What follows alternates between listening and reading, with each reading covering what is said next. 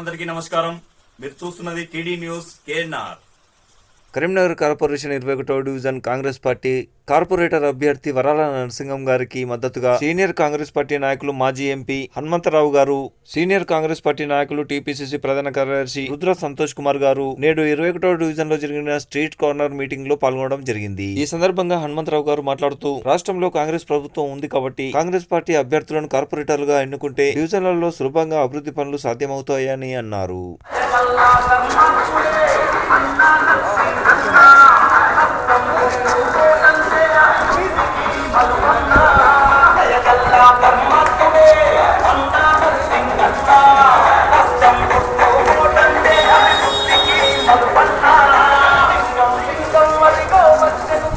వరాల Narasimham Congress party Congress party vote vote vote vote Congress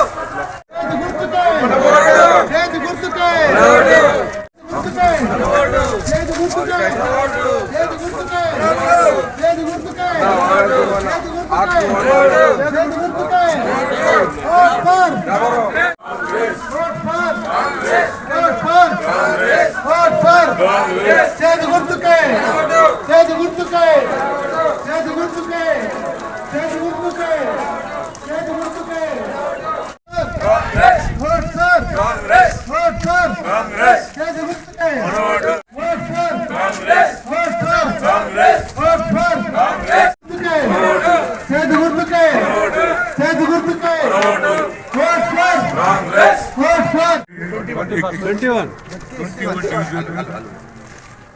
Congress की तरफ से वार्ड मेंबर के वास्ते मेरे गए, तो यहाँ थोड़े मुसलमान भाइयाँ हैं, मैं उनसे मेरी एक ही रिक्वेस्ट है, दिन ब दिन देश को तोड़ने का काम कौन कर रहे हैं? BJP RSS. अभी समय आ गया है, सेकुलर देश है, जब हिंदुस्तान आजादी के वक्त हिंदू लड़ा, मुसलमान लड़ा, क्रिश्चियन लड़ा, पारसी लड़ा, सभी लोग लड़े, मगर उस जमाने में कोई ये बात भाव नहीं बताया। आजादी होने के वास्ते हर कौम वाले लड़े, मगर आज एक नया दुकान खोल दिए आरएसएस बीजेपी वाले, हिंदुस्तान में मुसलमानों को भगाने का काम कर रहे। ये बड़ा डेंजर है, यहीं पैदा हुए यहीं मरना है, तो कोई भी ये नहीं समझना। बराबर कांग्रेस की सरकार है, आपके जो भी एरिया में डेवलपमेंट, ड्रेनेज हो, लाइट हो, पानी हो, सबका काम हमारे वराला नरसिंह साहब करेंगे और सरकार हमारा है। ये जो खाली बकवास कर रहे हैं, इनका कोई दुकान नहीं चलेगा। इनका 3.5 साल हम ही है सरकार में, रेवंत रेड्डी की सरकार में, तो आपका एरिया में नया कॉलोनी में ड्रेनेज हो, पानी हो, गार्डन हो, सभी काम हम करेंगे। आपसे रिक्वेस्ट कर रहा हूँ, आपका हमारा पंजे को वोट डाल के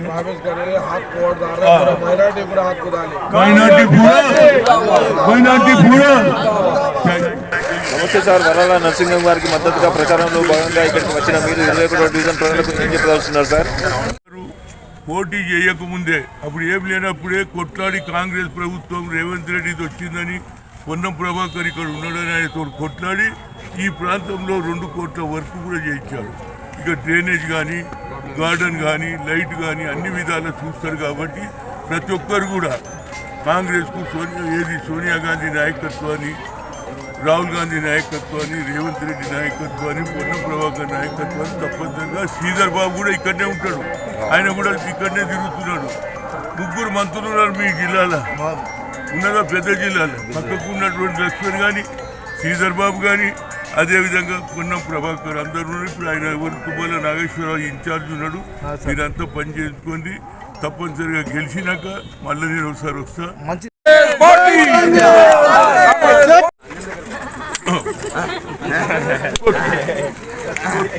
ఎందుకంటే మీరు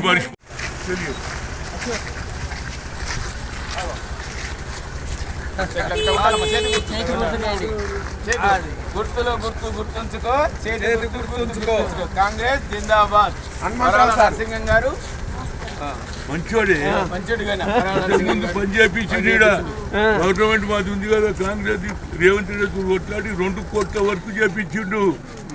రోడ్డు డ్రైనేజు రేపు పిల్లలు ఆడుకునేందుకు గ్రౌండ్ అన్ని వస్తాయి వేస్తావు కదా మళ్ళీ ఒకసారి చేయడం రైట్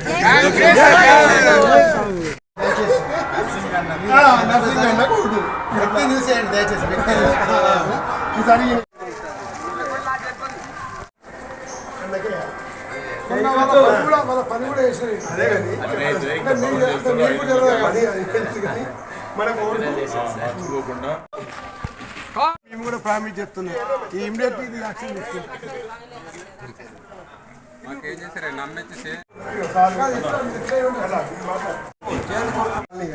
అంతా చేయకూడదు సరే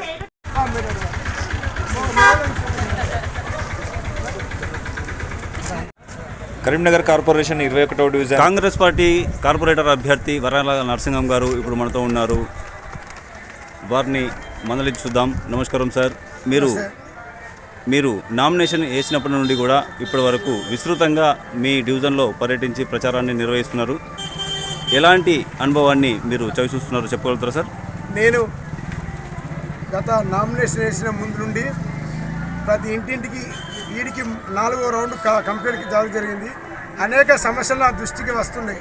ఎందుకంటే నేను గత 2 సంవత్సరాలుగా సమస్యల మీదనే పోరాటం చేస్తూ సమస్యలను పరిష్కరిస్తున్నా కాబట్టి నాకు ఎక్కువ వినతి పత్రాలు సమస్యల మీదనే వస్తున్నాయి. ఎలాంటి సమస్యలు? డ్రైనేజీ, రోడ్డు, కరెంటు పోల తొలగింపు, ఇవి ఎక్కువ సమస్యలు నా కింద వస్తున్నాయి. వీటన్నిటినీ వంతుల వారీగా ఎమర్జెన్సీ ఎక్కడుందో అది వంతుల వారీగా చేసేందుకు వాళ్ళందరికీ హామీలు ఇవ్వడం. ప్రజలు తండోపతండోపాలుగా వస్తున్నారు. ఎలాంటి సమస్యలు మీ దృష్టికి వచ్చినాయి? ఆ సమస్యలను మీరు ఎలా అధిగమించదలుచుకున్నారు, ఎలా తీర్చదలుచుకున్నారు? నా దృష్టికి వచ్చిన సమస్యలు డ్రైనేజ్ సమస్య, రోడ్డు సమస్య, కరెంటు పోల్ల సమస్య. డ్రైనేజ్ సమస్యను నా దగ్గర 4 రకాలైన నిధులు ఉంటాయి. మాది గవర్నమెంట్ అధికారం ఉంది కాబట్టి, కాంగ్రెస్ పార్టీ అధికారం ఉంది. స్థానిక మంత్రివర్యులు గవర్నమెంట్ పొన్నం ప్రభాకర్ గారి సహకారం మరియు సుడా చైర్మన్ సహకారం మరియు కాంగ్రెస్ పార్టీ నియోజకవర్గ ఇన్ఛార్జి మిస్టర్ రాజేంద్రరావు గారి సహకారంతో మరియు మున్సిపల్ జనరల్ ఫండ్తో ఇవన్నీ సమస్యలు తొలగిస్తాయి. అదేవిధంగా వికలాంగాల్లో ప్రధానంగా ఈ విద్యుత్తు స్తంభాల తొలగింపు అనేది ఉన్నది. దానికి ఆల్రెడీ సీఎండీఓ కూడా లెటర్ పంపడం జరిగింది.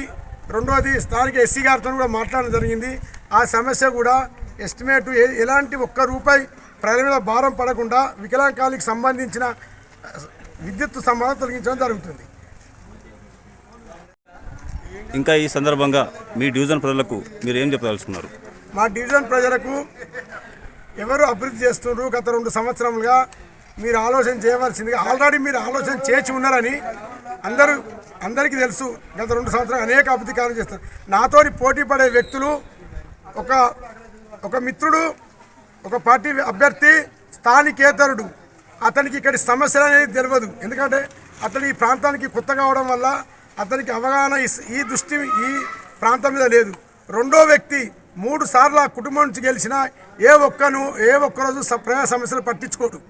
ఓన్లీ ఎన్నికలప్పుడు వస్తాడు, దండం పెట్టి కాళ్ళు మొక్కి ఈ విధంగా ఓటు అడుక్కుంటారు తప్ప కష్టం చేసి కార్పొరేటర్కు సంబంధించిన పనులు చేసి ఎన్నికల్లో గెలుతున్నాడు. ఈసారి అతనికి గట్టి అభ్యర్థిని దొరికినా ఈసారి ఆయన ఓటమి మరీ ఘోరంగా ఉంటుంది. ఎందుకంటే ఆయన ఎప్పుడు పార్టీలు మారుతాడు. ఏ పార్టీ అధికారం ఉంటే ఆ పార్టీ. ఫస్ట్ టీడీపీ వాళ్ళ కుటుంబం, తర్వాత బీఆర్ఎస్. కానీ ఎక్కడ తట్టడి మొట్టి పోసిన పాపం లేదు. అతన్ని ప్రజలు నిలదీస్తున్నారు ఎక్కడికక్కడ. బీజేపీ అభ్యర్థిని ఎక్కడికక్కడ నిలదీస్తున్నారు. ఉదాహరణకు విజయదుర్గ కాలనీ పోతే అక్కడ ప్రజలు తరిమి కొట్టిర్రు. వెంకటేశ్వర గుడి వెనుక పోతే నిలదీస్తున్నారు. నువ్వు ఇప్పుడే కనిపించవు. ఎక్కడి పోయినా ఆ అభ్యర్థికి చేతులు ఎదురవుతుంది. అందుకొరకే అతను తిరగడం లేదు. ఓన్లీ ఫోన్ల ద్వారా అది తప్పైంది, ఇంకోసారి నేను చేస్తా అని రిక్వెస్ట్ చేసుకుంటున్నాను. కానీ నేను ప్రజాక్షేత్రంలో ఉన్న 24 గంటలు ప్రజల మధ్యలో ఉన్న ప్రతి సమస్యను గౌరవ మంత్రివర్గంతో కానీ, సుడా చైర్మన్తో కానీ, రాజేంద్రరావుతో కానీ, నా అభిమాన నాయకుడు మేడిపల్లి సత్యనారాయణతో కానీ, ఇప్పుడు స్థానిక నాయకుడు బోర్ల సేనతో కానీ వీళ్ళందరి సహకారం తీసుకుంటూ నిరంతరం ప్రజల కొరకే పనిచేస్తున్నా. ఆ విషయాన్ని స్థానిక ప్రజలు గుర్తించారు. నా గెలుపును ఖాయం చేసిర్రు.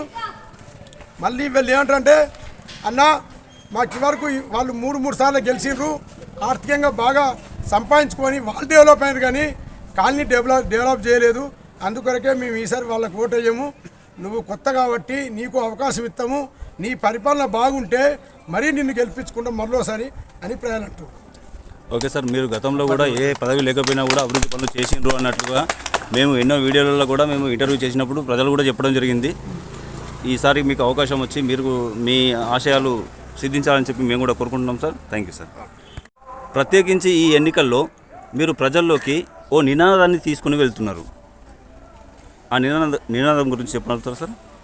నేను ఈ ఎన్నికల్లో నేను ఇచ్చిన నిదానం కాదు, ప్రజలు ఇచ్చారు నాకు, ప్రజలు నేర్పారు. అన్న, స్థానికులకు స్థానికేతరులకు మధ్య ఎన్నికల పోరు జరుగుతుంది, స్థానికమైన నిన్ను మేము గెలిపించుకుంటాం, స్థానికేతరులకు స్థానం లేదు, వాళ్ళకు స్లోగన్ పెట్టిరు ప్రజలు, 21 డివిజన్ ప్రజలు. అన్న, మా యొక్క 21 డివిజన్ ప్రజల ఆత్మగౌరవాన్ని వేరే డివిజన్ తాకట్టు పెట్టము.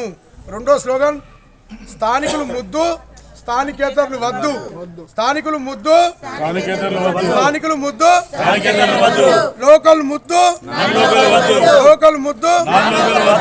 ఈ 2 స్లోగన్లు 21 డివిజన్లకు ఆత్మగౌరవాన్ని కాపాడుకునేందుకు వాళ్ళు సృష్టించిన విధానం, ఇది నా విధానం కాదు. ప్రతి ప్రజలు ఎక్కడికైనా అన్నాను ఇదే చెప్పాలి. రెండోది, అభివృద్ధి నిరోధకులకు ఓటు కూడా వేయద్దంటారు. 3 సార్లు గెలిచి ఈరోజు ఎక్కడ పడితే అక్కడ విచ్చల విడిగా అన్ని మట్టి రోడ్లే ఉన్నాయి. మరి 10 సంవత్సరాలు అధికారం ఉన్నప్పుడు ఒక్కసారి ఇవన్నీ చూడండి, శ్రీరామ్ నగర్ మొత్తం మట్టి రోడ్లే. టోటల్ శ్రీరామ్ నగర్ పెద్ద ఏరియా, ఈ డివిజన్లో విస్తీర్ణంగా ఏరియాలో ఒక్క రోడ్డు కూడా వేయలేదు. ఇప్పుడు నా ధ్యేయం శ్రీరామ్ నగర్ను ఉత్తమ కాలనీగా తీర్చిదిద్దే ప్రయత్నం చేస్తాం. ఫస్ట్ శ్రీరామ్ కాలనీ కలిపే నా గుండెకాయ లాంటిది. ఆ గుండెకాయ లాంటి శ్రీరామ్ నగర్ను నేను అతి తొందరగా రోడ్లు డ్రైనేజ్ వ్యవస్థను రూపుమాపి శ్రీరామ్ నగర్ ప్రజల యొక్క ప్రేమను పొందుతానని ఈ కాలనీ వాసులకు మనస్ఫూర్తిగా చెప్తున్నాను.